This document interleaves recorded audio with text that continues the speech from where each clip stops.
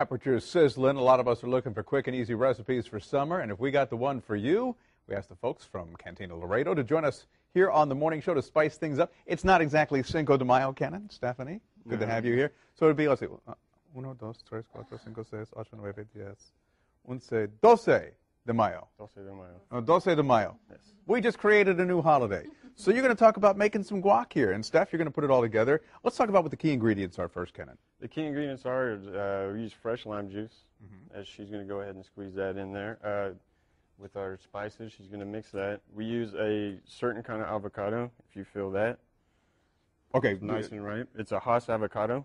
Okay, There's so if different I'm going to types. the grocery store, though, and I want to choose an avocado, how do I know I'm getting a good one? What's the key? You don't want it too hard because that means it's not ripe yet. You just want to push in and have it bounce out a little bit more. Okay. But we use a Haas avocado. There's different types of avocados. This is high in oil content. It's about 19% oil content. It's easy for mashing and mixing. So as she does that, I'm going to go ahead and... And kids, that's a big knife, and he's a trained professional, so don't try this at home without mom or dad supervising. Run my knife through that and cut it for her. What I'm going to do is I'm going to squirt so it's easy for her to get it out of there. And there's nothing like fresh guacamole. I mean, you can buy the stuff in a can, but the reality is, when you make it fresh, Fresh is it's better. just... Now, is there anything you can do with the seed? The seed, you can grow another avocado plant. Oh, You can okay. do that. You can save them. Some people say that if you put them, the avocado pit in with the guacamole, if you save it in your refrigerator, it helps keep it fresher longer. Okay. Now, you just scoop that out of there, and now you're mashing it up.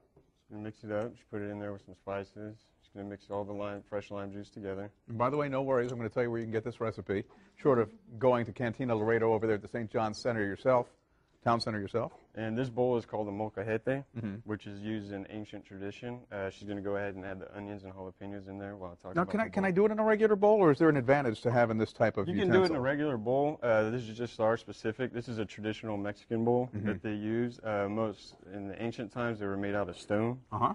So they grind spices, dried peppers, and make their own salsas in there. Okay, you got some green onion in there, some red onion, and we also have some tomato, and what's the other? Next is going to be the cilantro.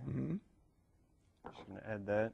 What's the biggest mistake people make when preparing guac? The biggest mistake is over mixing. They get too mushy of a product, and also you don't want to. If you're going to make it for a party that you're going to have later in the day, don't add the tomatoes until you're ready to serve it. Serve it, okay. Because the acid from the tomatoes will make it brown. Okay, now you went to guacamole mixing school to do this, right? It's Cantina Laredo's recipe. You can stop by and see them in the St. John's Town Center for upscale Mexican food like you've never had before. Good stuff. I know we've all been there. Or you can go ahead and make it yourself. You'll find the recipe on newsforjax.com. What you do is you run your cursor over the Scene on 4 tab in the upper right-hand corner of our homepage, and in the drop-down box you'll see recipes. Click on that, and there it is, the guacamole recipe from Cantina Laredo.